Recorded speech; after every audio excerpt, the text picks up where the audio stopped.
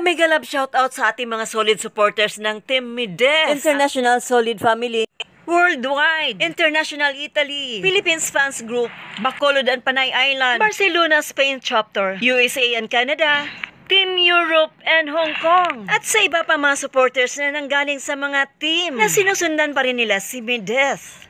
Siyempre sa ating mga Team Jomcar dyan, Edsy, Sid, Rose, Rara, Erica, Rochelle, and Jedith, and Team Kapobre. And siyempre calling the attention of Teachers Group dyan. Isang mapagpalang araw sa inyo lahat, sang sulok man kayo ng mundo naroroon. Binabati ko si Ma'am Ana Rita Reyes ng Solid Mides International, ang isa sa mga founder ng Team Mides International, solid family na may butihing puso. At syempre ang kanilang mga kasamahan na mga founder and sponsors ng community ni Mides. At syempre, huwag natin kalimutan ang mga official reactionist ng Team Mides at ang pinakabunso si Miko Lopez.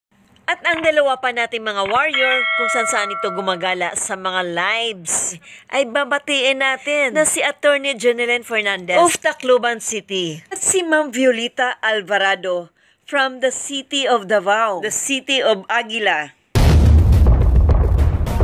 Buti na lang meron tayong mga dignified na mga taong nasa community natin, ano? Hindi mga syunge like the other countryside.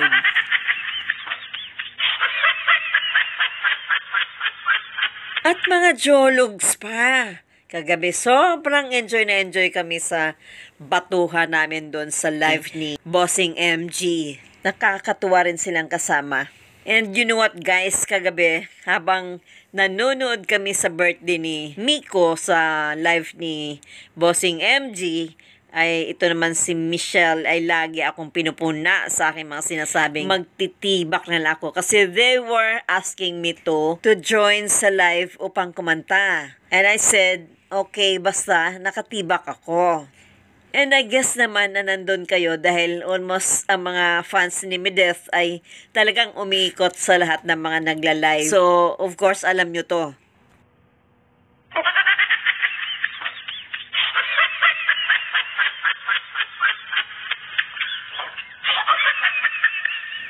Muisit, diniklear pa nakahubad na siya.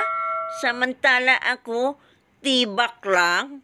Tapos nakatabi na niya asawa niya. Wala na raw siya pante. Nang iinggit pa.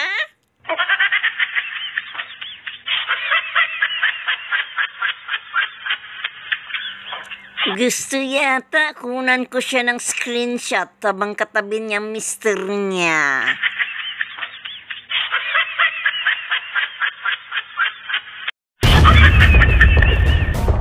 Now, Mides is beginning to rise and starts humanitarian reason or action through the help of Boss MG, also known as Marindukin yung Gala. And the question is why the vendor is here first target. Of course, literally, she is a vendor. She feels what the vendor's sentiments and hardship like her.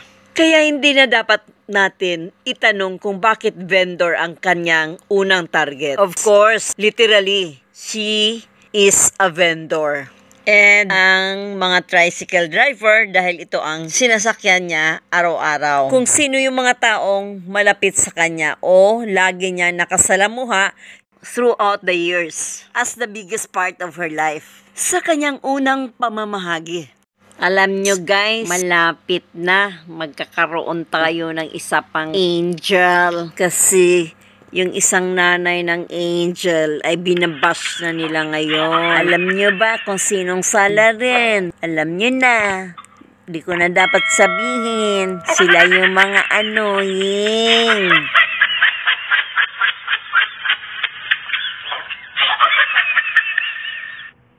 Pati mga sponsors nagreklamo na rin. Ito si Bunso nakakagulat. Meron din pala siyang ganito. Mga kabataan talaga.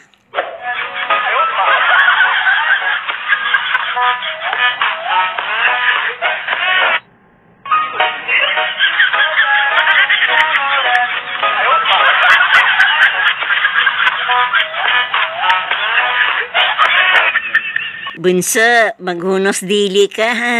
Baka mawalan ako ng kredibilidad niya sa pagiging reactor ko.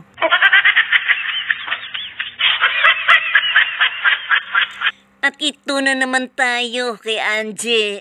Di ko sukat akalain, tanungin ba naman niya si May Tommy ng Philippine history?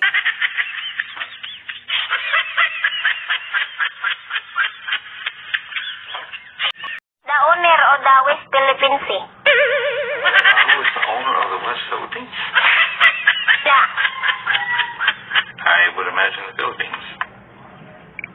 The country, the Philippines. I would imagine. The West Philippine Sea, the owner of the West Philippine Sea is the Philippines. Because, Oh, thank you for the hat. because I see a you hawk. can see of the name, it's called West Philippine Sea. Yes. Ay, come.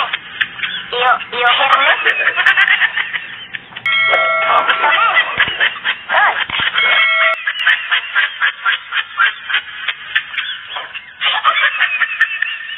Nakakaluka ka talaga, Angie. Foreigner ba naman tinatanong mo? Hindi nila alam history ng Pilipinas. Pinapahirapan mo pa. Kaya tuloy si May Tommy napapaisip pa. Buti na lang hindi niya ginamit yung gulo-gulo.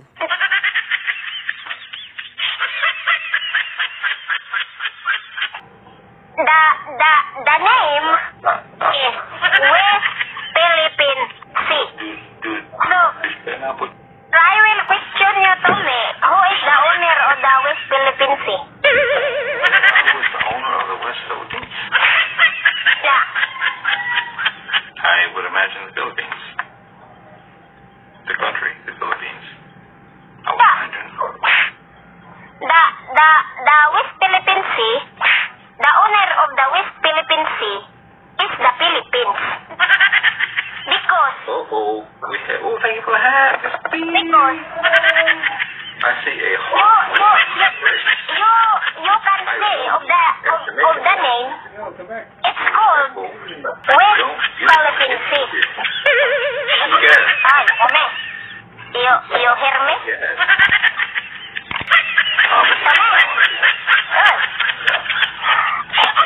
The name is West Philippine Sea.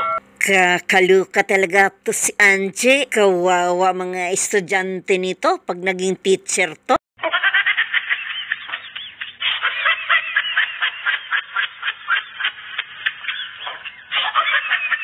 Dito na lang at huwag kalimutan ang aking munting channel, YouTube TV.